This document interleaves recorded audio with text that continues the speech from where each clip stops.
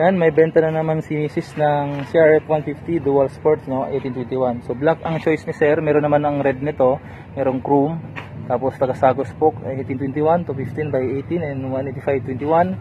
Ang pinili ni Sir na gulong, no, malupit. Pirelli MT60 1999/21, 120/80/18. Yan, Dual Sports yan, ha. Yan. Right. So may interior tayo. Yan, malaki yan kay 4.18. Ngayon, bago to i-assemble ang interior yun, maglagay pa ng isang interior dito na flap para protection sa interior bago ikakabit yung gulong. Yan.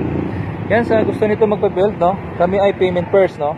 Palagi naman sinasabi dito sa video, sa post namin, sa reels namin na kami ay payment first, walang COD dito. Tulad nito, customer ni Mrs., no, first time buyer. Yan.